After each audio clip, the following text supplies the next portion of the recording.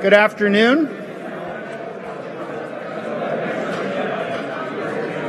Good afternoon, everybody. Please join me in welcoming our television and webcast viewers. My name is Fred Mifflin, and I'm the president of the Canadian Club of Toronto. Viewers, we're very pleased that you're participating with us today.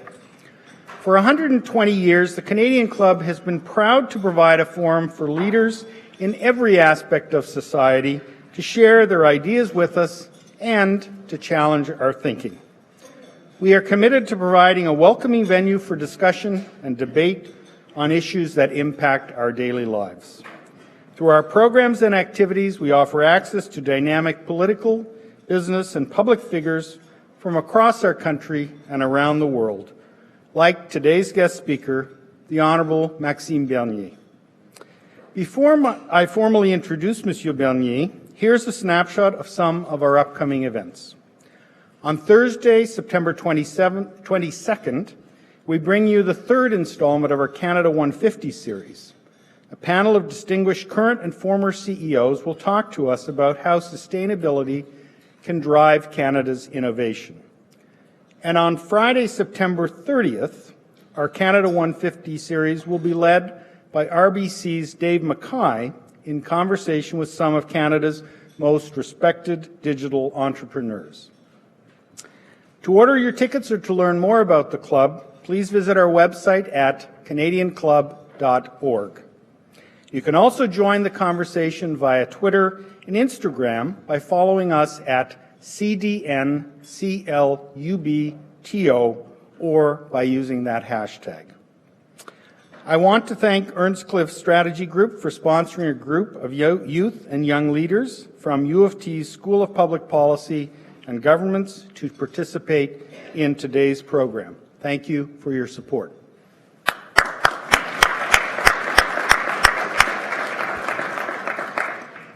And now today's guest speaker.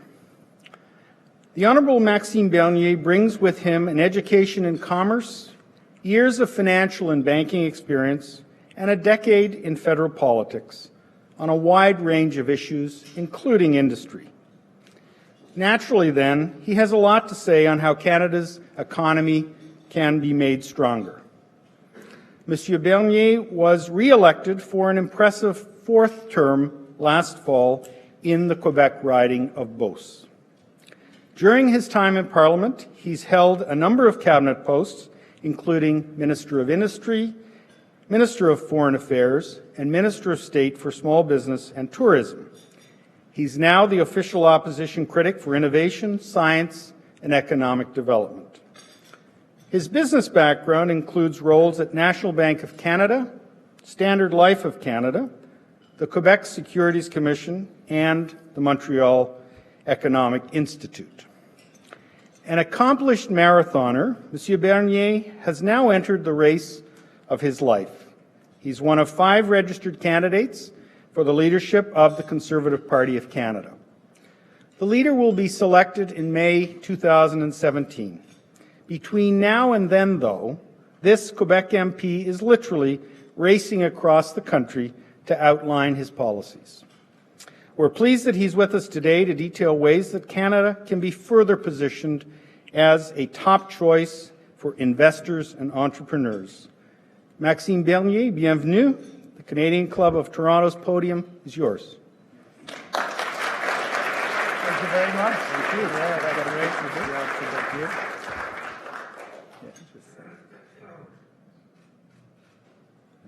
Merci. Thank you very much.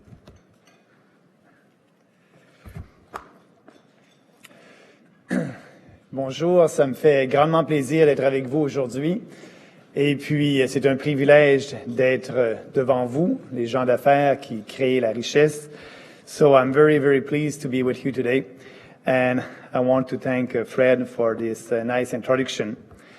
And I want to also thank everyone for your interest in the Conservative Party of Canada leadership race.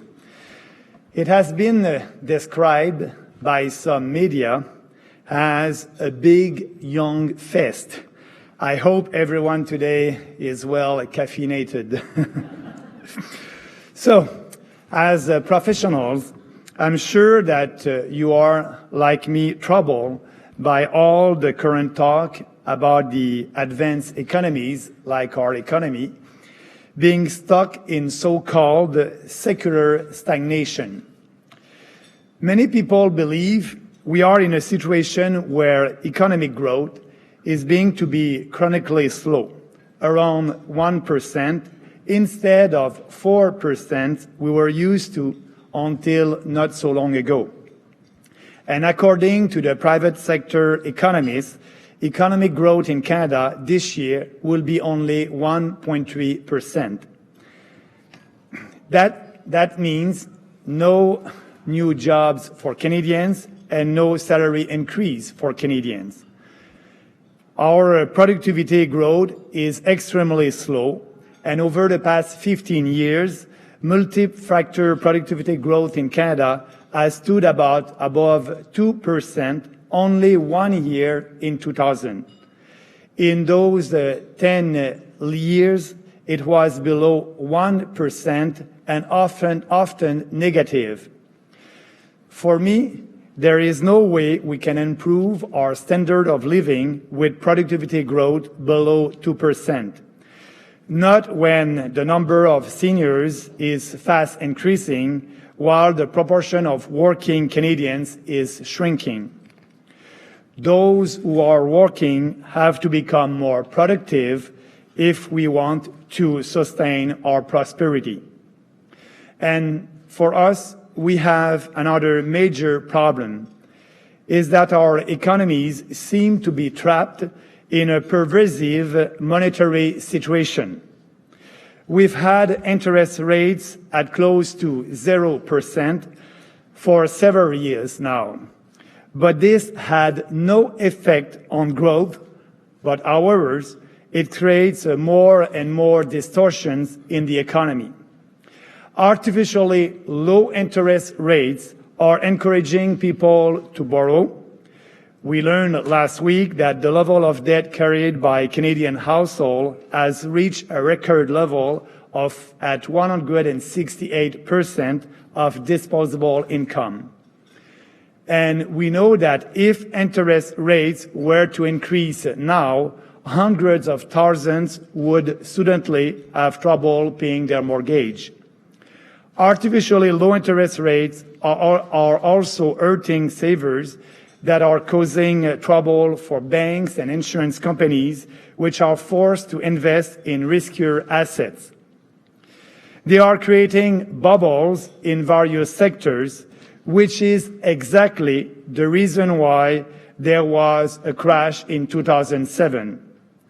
Everybody is now aware that this monetary situation is unsustainable. Central banks have been saying for years now that they will eventually, yes, eventually, raise interest rates, but they are afraid that doing so will provoke another major recession. So, how are we supposed to get out of this economic stagnation? The current Liberal government believes it has found the remedy. Borrow, borrow, borrow, and spend, spend, spend. In short, the old Keynesian solution. And according to this view, if consumers don't spend enough, and if businesses don't invest enough, then the government should do it for them. But we cannot spend our way to prosperity with borrowed money. The head of the International Monetary Fund, Christine Lagarde, recently came to Canada to praise the Liberal policy. The Bank of Canada has also encouraged the government to bring more fiscal stimulus, more spending, saying there is little else it can do with monetary policy. I don't buy this solution of more borrowing and more spending. There is just one word to accurately describe Keynesianism: nonsense. The key question we have to ask ourselves is this: where does the money the government spends come from? We know that a government cannot inject resources in the economy unless it has first extracted them from citizens through taxes or put us further into debt by borrowing the money. Every time the government takes an additional dollar in taxes out of someone's pocket or borrows it from someone, that's a dollar that person won't be able to spend or to invest. Government borrowing and spending goes up, private borrowing and spending goes down. There is no wealth creation. And it is like taking a bucket of water in the deep end of a swimming pool and emptying it in the shallow end. Nothing happened. I don't believe our economy has slowed down because governments are not spending enough taxpayers' money or getting us enough into debt. More government borrowing and more government spending are not the answer to our economic challenges. And to understand why investment is down, we also have to look at the incentive businesses have to invest, or rather, the lack of incentive. Despite interest rates being exceptionally low, businesses are afraid to invest because of the uncertain economic future that they face. They see all the debt and distortion created by successive monetary and fiscal stimulus in Europe, Japan, and in the United States since the Great Recession. They see governments increasing regulation and intervening more and more in the economy. More spending on the scale offered by the Liberal government is not going to stimulate the economy and bring us prosperity. It will act as a sedative for the economy. Prosperity does not come from government spending, but rather from entrepreneurs like you, investing. We need the exact opposite of more government spending. We need to encourage private investment in order to increase the economic's productive capacity. For months, I have proposed policies that will bring more competition in the telecommunications sector, in the air transportation sector, and in agriculture, as well as to cut the red tape by eliminating inter-provincial trade barriers. The more open our economy and the more competition there is, the more businesses are inclined to invest to stay competitive. Today, I offer an ambitious tax plan to unleash Canada's productive forces, boost private investment, and bring higher sustainable long-term growth. Economic growth that will allow us to lower personal taxes, better fund the government services Canadians expect, and pay down the debt. First, I propose to abolish the capital gains tax.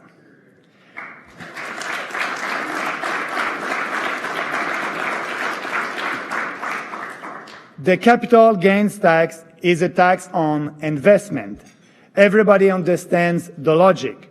The more you tax something, the less of it you will get. Young entrepreneurs and innovative small businesses often have difficulty finding financial backing for their projects. Abolishing the capital gains tax will encourage everybody to save more and to invest more. It will create and it will increase also the supply and lower the cost of capital for new firms. The capital gains tax also discourages investors from selling old assets and investing in more productive new ones because the sale triggers the tax. Getting rid of it will not only bring more capital, but it will increase the overall efficiency of capital. This may sound like a radical proposal, but it is not. There was no capital gain tax in Canada until 1972. You know who was Prime Minister at that time. The Fraser Institute determined in a 2014 study that Canada's top personal capital gains tax rate is the 14th highest among the 34 OECD countries. But 11 of these countries impose no capital gains tax at all, including Switzerland, Belgium, South Korea, and the Netherlands. Today, Ottawa collects about $3 billion from capital gains taxes every year, or about 1% of its total revenues. The benefits to our economy would vastly exceed this loss of revenues. My second proposal is to make the accelerated capital cost allowance a permanent feature of the Canadian tax system and extend it to all sectors. In 2007, as part of measures adopted to deal with the financial crisis, our Conservative government introduced accelerated capital cost allowance rates for investment in machinery and equipment used in manufacturing and processing. And in 2010, it was expanded to include clean energy equipment. The program was supposed to come to an end in 2015, but it was expanded for 10 years.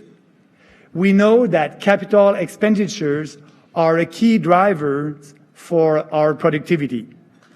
Investment in new machinery and equipment produce more output per working hour. Workers become more productive, which is the key factor leading to higher wages. It also contributes to a greener economy. We can use less energy and resources to produce more.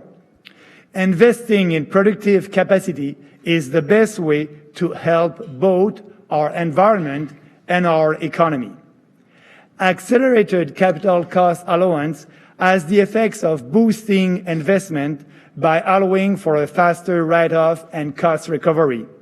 For example, instead of writing off an investment over a period of 15 years, a company can deduct it from its income in only 3 years. This directly affects the company's cash flow.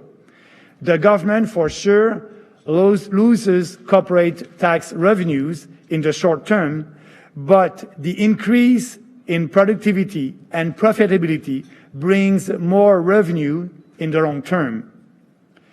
I see no reason to restrict this measure to manufacturing and clean energy procedure equipment. Investment should be encouraged for all sectors of our economy, and this should be made permanent. This will also apply to investment in the telecommunication sector, in the oil and gas, fisheries, agriculture, and any other sectors that provides value-added jobs to Canadians. Finally, to boost investment in Canada, we need to reduce the corporate income tax. This will increase the after-tax rate return on investment and encourage businesses to invest more. One of our government's major fiscal achievements was to reduce the corporate income tax from 22% to 15%. But we can do better. According to OECD data, Canada's combined federal provincial corporate income tax rate is the 15th highest among OECD countries. I propose to bring down the federal rate to 10%. Reducing corporate income tax does not necessarily mean that government revenues will go down. A lower tax rate attracts more foreign companies and leads to the creation of more companies in Canada. More companies will become more profitable, invest more, employ more people, and pay more taxes. Still, these three measures do imply that government revenues will go down at least temporarily. And as you know, I'm against the deficit and I'm against increasing personal taxes. So, there is only one way to recoup a revenue loss: to put business subsidies on the chopping block. The federal government is spending billions of dollars every year to help businesses. It directly puts money in new investment, bails out failing companies, and offers dozens of different incentives, tax credit, and tax deduction for all kinds of reasons. A recent study by the School of Public Policy at the University of Calgary found $16 billion in various types of direct and indirect subsidies to businesses. Some measures may be worth keeping, but most are inefficient ways for the government to choose winners, bail out unprofitable ventures, promote some bureaucratic fad, and buy political support with taxpayers' money. They also create unfair distortion in the economy by favoring some sectors at the expense of others. Abolishing them will force companies to compete for funds in the capital market instead of wasting resources filling in questionnaires and lobbying the government.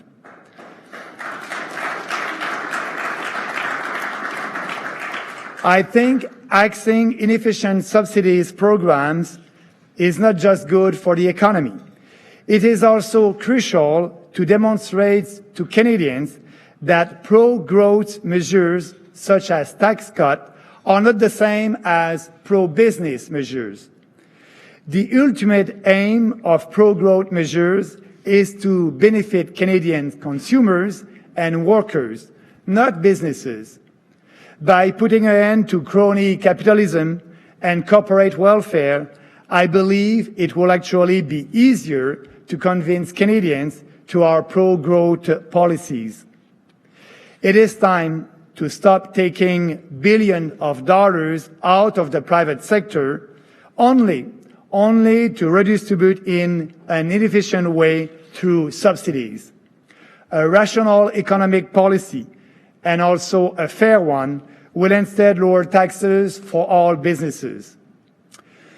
And as you know, this is an ambitious plan, but it will end corporate welfare and bring a real and sustainable stimulus to our economy. It will turn Canada into a haven for investors and entrepreneurs. It will encourage private investment, increase productivity, create jobs, and lead to higher wages for Canadians. And it will achieve this in a responsible way without burdening future generations. Thank you. Merci.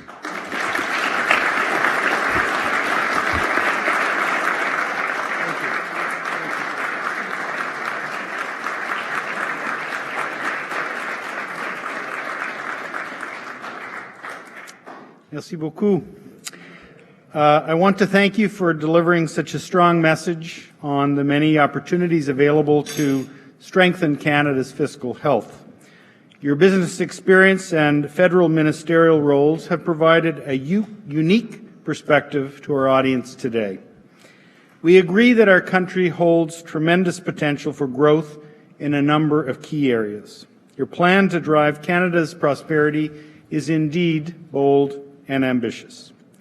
Thank you for sharing your views with us this afternoon. Bonne chance in the Conservative Party leadership race. We look forward to the outcome in May, and thank you again.